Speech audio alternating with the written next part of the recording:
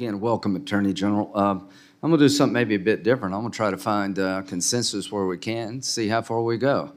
Do you agree that the Wagner organization associated with Russia should be a foreign terrorist organization under U.S. law? I think they are a organization that's committing war crimes, an organization that's damaging the United States. I think they've already been designated as a Criminal, TCO. I'm trying to get that. I want to go up a notch. Are you okay with that? I understand. This is the way in which determinations are made with respect to terrorist organizations come through the State Department. They have to make determinations of what the consequence is for countries that have them in them. Do you object to me trying to make them a foreign terrorist? I don't object. I think, though, that I would defer in the end to the State Department on this. Yeah, well, I bet we'll all come together on that one.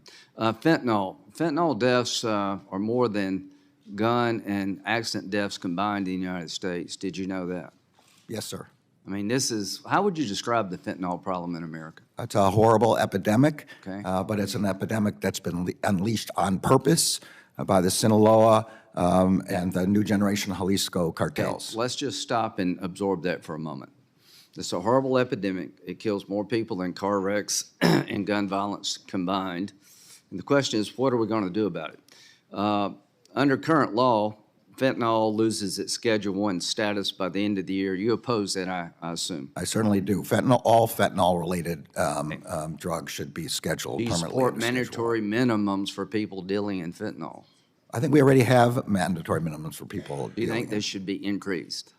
I think we have more than enough ability now to attack this problem. Well, would you agree with me? Whatever we have is not working.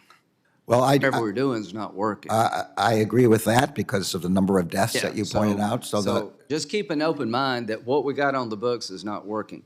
If somebody gave a pill to another person with arsenic or ricin, could they be charged with murder because that will kill you? Absolutely. Okay, if somebody gave a candy-shaped pill full of fentanyl, could they be charged with murder? Well, they can be charged with drug trafficking leading to death. I don't think the statute says murder, okay, but it does say specifically aims at that. We have brought prosecutions. I know, having discussed this with the U.S. Attorney in Colorado and the U.S. Attorney in the Southern District of New York. So Senator Cotton's got a proposal to dramatically increase the penalties associated with fentanyl. I'd like to work with you and the chairman, if we could, to find a bipartisan solution to this problem to create deterrence that doesn't exist. Mexican drug cartels, should they be designated foreign terrorist organizations under U.S. law? Yeah, I think it's the same answer I gave before. They are already designated in any number of ways and sanctioned by the Treasury. Would you oppose some of us trying to make them foreign terrorist organizations? I wouldn't oppose it, but again, I want to point out there are diplomatic concerns. We need the assistance of Mexico in this and designating. Is Mexico helping us effectively with our fentanyl problem? They are helping us, but they could do much more. There's no question about that. Well, if this is helping, I would hate to see what not helping looks like. Well, so the bottom line for me is they're not helping, and we need to up our game when it comes to fentanyl. Gitmo, are you familiar with the Gitmo prison?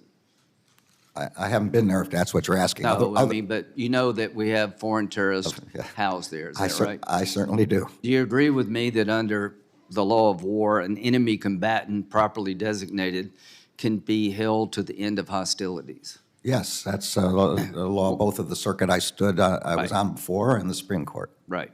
So do you agree with me that ISIS and Al-Qaeda is still at war with us? Yes, I do. So you agree that anybody associated with these organizations could be held indefinitely if they present a risk to the American people? I think they could. I think that the determination of whether they present a risk and how they should be dealt with is a determination to be made by the Defense Department, and the Defense Department is making. But legally, they can be held as long as they're a risk, and that could be for the rest of their lives, correct? I think that's right. It obviously depends on the facts of the determination. I totally agree. Do you believe Russia is committing crimes against humanity? I do. Okay, that's a pretty bold statement. Should we create an international court to support charges of crime of aggression. Do you support that idea? So the United States supports what is now being developed in The Hague, sponsored by Eurojust, looking into the possibility of creating that court. There are concerns that we have to take into account with respect to how that might deal with our own service members in other circumstances. We have to be sure that the appropriate guardrails are up, but we support any number of different ways in which war crimes, crimes against humanity, and the potential for crimes against aggression are investigated. I'd like to work with you in that regard. I think that's something we could do. I would be happy to. When it comes to federal prisons, are you aware that 1,200 prisoners are requesting to be sent from a male prison to a female prison? I'm not, no. Okay.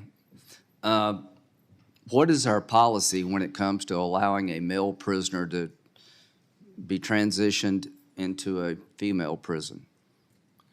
I think if you're generally asking the question of how trans people are dealt with in the Bureau of Prisons, my understanding is that these are determinations about where they're placed or where people are placed in general have to do with individualized determinations regarding the security of that individual and the management of the prison. These are done on a case-by-case basis. That's my understanding. Are you aware of any policy guidelines that they use to make that determination? I think there is a policy guideline along the lines that I just said, that they are. I would like for the Bureau of Prisons to send it to us.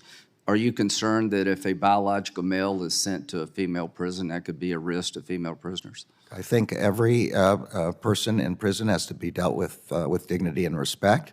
That determinations of the safety questions you're talking about have to be made on an individualized basis and not categorically. Okay. Finally, let's end where we started, fentanyl. If this drug is killing more Americans in car wrecks and gun violence combined, do you believe that the policies we have today in effect are working? I've been involved in the problem of drug crime and drug trafficking for more than 40 years, including... That's not my question. It's not how long you've been involved. Are they working?